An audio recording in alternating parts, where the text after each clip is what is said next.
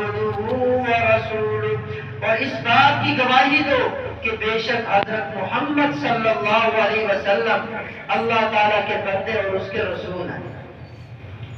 Number 2، وَتُصَلِّ الْخَمْسِ، پانچوں نمازیں ادا کرتے رہو گے۔ نمبر 3، وَتَصُومُ رمضان، رمضان المبارک کے روزے رکھو گے۔ نمبر 4، وَتُؤَدِّ الزَّکَاۃ، زکوٰۃ ادا کرتے رہو گے۔ نمبر 5، وَتَحُجُّ الْبَیت، بیت اللہ شریف کا حج کرو گے۔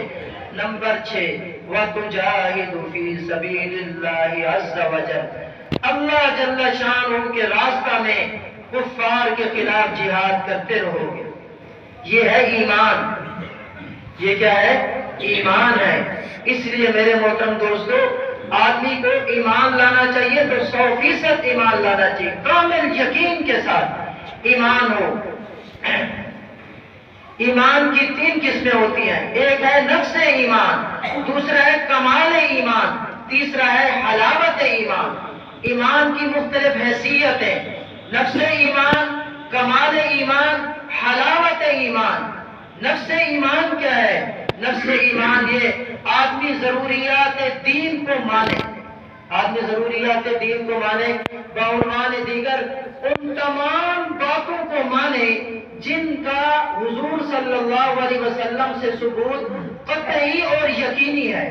جو باتیں آپ صلی اللہ علیہ وسلم لے کر آئے، جو دین آپ صلی اللہ علیہ وسلم لے کر آئے، اس دین کو ماننا، ان باتوں کو ماننا، یہ کیا ہے؟ نفس ایمان ہے۔ اس نفس ایمان کے بغیر اگر کوئی آدمی ضروریات دین کی باتیں نہیں مانتا تو اس کا نفس ایمان نہیں ہے، یعنی وہ مومن نہیں ہے۔ اب جب کسی آدمی نے ان تمام باتوں کو مان لیا، ضروریات دین کو مان لیا، اس کو نفس ایمان حاصل ہو گیا۔ اب جب اس کو نفس ایمان حاصل ہو گیا، نفس ایمان کی برکت کیا، اس کا حکم کیا ہے؟ اس کا حکم یہ ہے کہ اس کی برکت سے آدمی ہمیشہ ہمیشہ کی جہنم سے بچ جائے گا۔ سبحان اللہ، یعنی جب ایمان قبول کر لیا تو ہمیشہ ہمیشہ کی جہنم سے بچ گیا۔ اب یہ جو نفس ایمان ہے، اس کے اندر کمی زیادتی نہیں ہوتی، اس کے اندر کمی زیادتی